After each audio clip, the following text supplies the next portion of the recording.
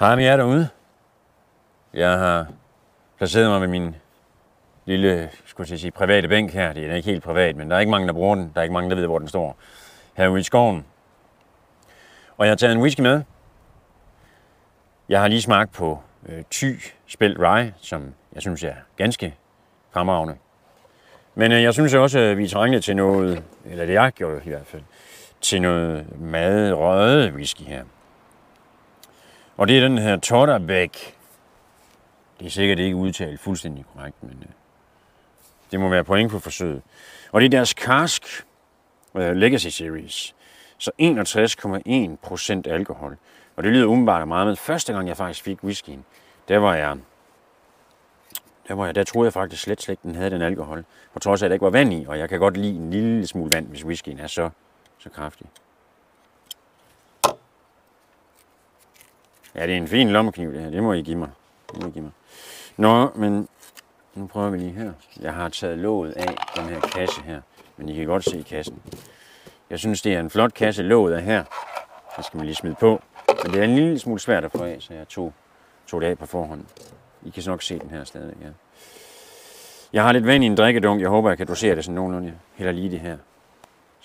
Slatter ud her. Men Totterbeck er jo et destilleri, som jeg tror faktisk først var op at køre i 2017. Sådan for alvor. Det ligger på Skye. Jeg ved ikke, om I kender Talisker, og mange kender det måske fra supermarkedet. Og Skye er jo en ø.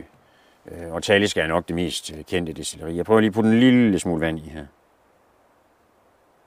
Ja, det er vist fint. Noget i den stil. Bare lige for at tage toppen. Jeg synes, det bliver lidt stærkt ellers. Men i hvert fald, så smagte jeg den her, og første gang jeg smagte den, det er efterhånden nogen tid siden, så der vil jeg genbesøge den. Der var jeg virkelig imponeret over, hvor god en whisky det er. Den er tydeligvis meget røget, hvis nogen af jer kender den der lidt salte note, som nogen kender fra, eller som i hvert fald nogen definerer lidt som en art, eller hedder det en talisker ting. Jamen så går den lidt igen her. Jeg siger ikke det, fordi den er fra Skye, men den går relativt tydeligt igen. Den er relativt salt, sådan en mineralsk, næsten sådan lidt kalkstensagtigt i duften. Temmelig meget røg. En smule sådan lidt brændt karamel.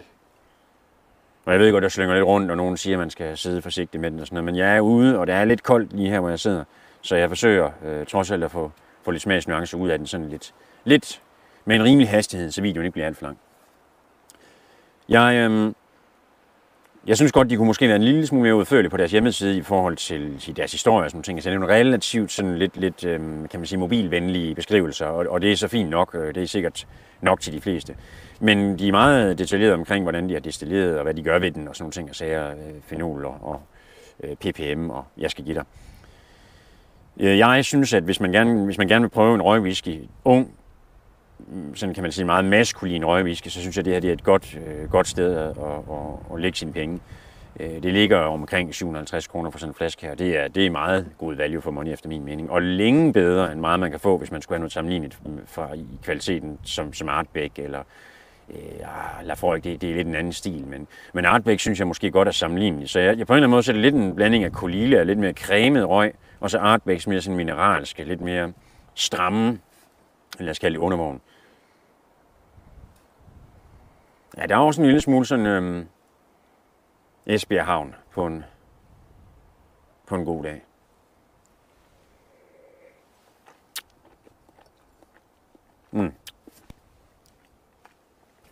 Meget sådan skarp mineralitet, som nyder.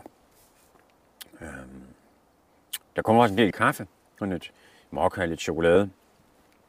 Relativt smooth, altså utrolig imponerende alkohol. Jeg har da givet en lille smule vand, men jeg tror ikke, det er sådan, at den er vandet ned til noget længe under. Altså, det er ikke under 50 overhovedet. Det tror jeg ikke på. Og det er faktisk ret imponerende. Første gang jeg fik den, som jeg fortalte, så jeg troede jeg også, den havde væsentligt mindre alkohol. Og det var så uden vand, som en smagsprøve blindt. Jeg synes, at hvis I skal prøve en virkelig fantastisk røget whisky, der er faktisk meget kompleksitet, på trods af den er relativt ung, fra nogle unge mennesker, som i hvert fald, som jeg vidt kan forstå, primært af dem, der arbejder her på Totterbeck, så synes jeg, at det her det er et fantastisk sted at bruge sine penge. Det var egentlig det hele, jeg havde at sige herfra. Som sagt, Totterbæk, Legacy Series, Karsk. De har ikke så mange endnu. Der står her 60 timing Karsk. 60 måneder plus måneder. Ja. Ja. Der kan I se den. Skål. Den er værd at prøve. Hej hej.